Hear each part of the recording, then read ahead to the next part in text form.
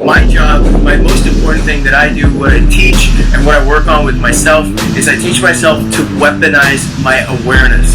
My awareness is everything. Who you think you are versus who you really are is a big question that we all have to answer.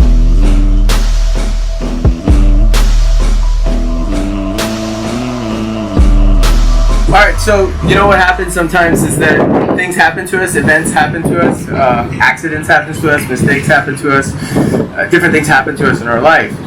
People, places, and things can happen.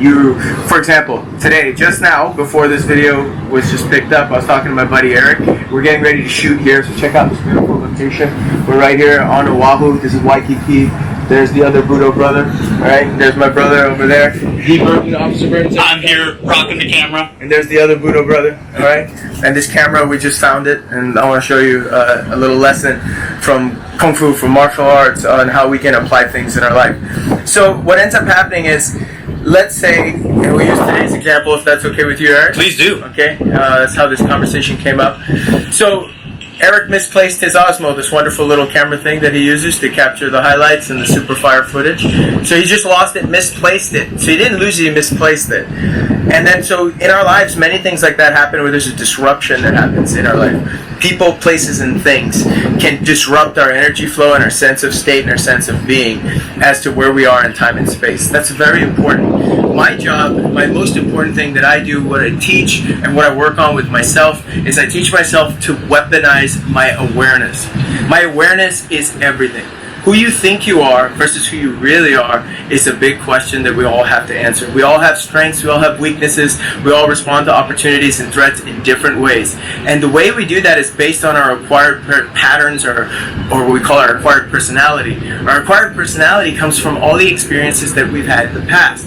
That shapes our being, our psychological being, our energetic being, of how we act and how we react to certain situations. So what I mean by that is if an event happens, the formula in mind boxing is E plus R equals O. That's how most people react to situations. So what I mean is an event, your reaction equals the outcome. Now, in that scenario, any event that happens, your reaction to that event, you react to it. See, when you react to it, that reaction is based on all your previous patterns and learnings. So you'll never be able to have a reaction that you haven't already learned before. So it all comes from a previous base of knowledge. It all comes from a previous state of being. Your acquired knowledge, things you learned from your parents, things you learned from your experiences. That shapes your reactions and puts you into a box of reactions. So if you're the type of person that has high energy, you get amped up and it allows you to focus and like tunnel vision focus on projects and just focus and dial in on something. And do you know what ends up happening when you lose something that's out of the ordinary? You start to focus on the problem the same way. You get tunnel vision. When I work with law enforcement, it's the same thing. We don't want them to get tunnel vision on the problem, on the prospect, on the suspect. We want them to be able to survey everything. So instead of E plus R equals O, event plus a reaction equals response, we have to change the formula. The mind boxing formula is E plus P plus R equals O. So the event plus an active pause. So if something happens to you, the first thing you do is you breathe. You have to come to the still point. You can't let your mind jump in and mess up your in martial arts, our timing, our frames per vision, frames per second, our ability to perceive what's happening, and our awareness. So that breath puts you into the observer, because the observer is who you really are. You're not your thoughts, you're not your mind, you're not your experiences. But if you bring your thoughts, mind, and experiences into traumatic events, into events where you're out of control, where you lose something, and you start to panic, that's not going to help you. Now that's taking away from your energy in that same moment. If you can disconnect from that by the breath, all that wasted energy that would have gone into worrying and freaking out and running to the car to look for it, and then now starting to panic because you're going to start the photo shoot, all these things happen. All that energy can go into actually looking to see where the hell the thing is. So now instead of letting that energy explode out, you bring the energy in with the pause. Now instead of a reaction, you choose a response, a tactical response. So an event happens, you take an active pause, breathe, slow down, center yourself, find time, find space.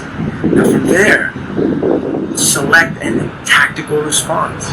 Now you'll be able to see everything. You're not going to be right here. And as it ended up happening, I was like, what's going on, Erik? He's, where's Eric go? I see him sprinting up and down to the car, looking for these guys. I lost my Osmo. Can you help me find it? So the first thing Officer Burt and I did, we just breathed in. Hey, it's right there. So the thing is, oftentimes it's right there in front of our face. It's right under our nose, but we can't see it because our mind takes us out of everything. Now, when you think about fighting in martial arts, for example, I don't care how many techniques you know. I don't care how long you've been training. That's our strategy, our tactics, what we've put in. But remember, it's you, the person, in the moment, that's able to access those tactics and strategies by having a pause, by being able to slow down the tensions, the pressures, the stresses that your life hits you with. Because that's the whole thing. Don't fight the stress and the tension and the pressure. Don't do that either. It's not a curse. It's not anything like that. It's just an opportunity for you to weaponize your awareness some more, to grow more. Because as you weaponize your awareness and as your awareness grows, your awareness not only grows and operates in places of like high tension like that, it also operates in places when you want to love your child, when you want to connect with your wife, when you want to connect with your students or your clients or your customers or whatever it is you're doing, or this beautiful island. If my awareness is in my head, I gotta do this photo shoot, I'm not for one moment in this time, even when I'm talking to you guys, I'm not taking all of this in. Because that's all the beautiful heavenly glory that's here. Only the observer takes it in. The mind locks us in to that moment, to the thing, and it wants to like dissect it. And we need that. That's our evolutionary advantage. But in today's day and age, we're digitally connected, but emotionally and mentally and spiritually disconnected. So find yourself back to your true self. It's always there. It's just you have veils, you have patterns, you have stories that just blind you from what's already there. So you're never trying to become somebody new. You're just trying to get away with all the muck of what's already inside. Sifu, thank you so much. What an incredible opportunity to learn and grow. Your wisdom is such a blessing. I'm just glad it was right there. And we found the Osmo! Yeah! Alright, hope you enjoyed that. Hope you can plug some of these lessons into your own life, because this is that powerful stuff that we've been talking about through martial arts. Thanks, everyone.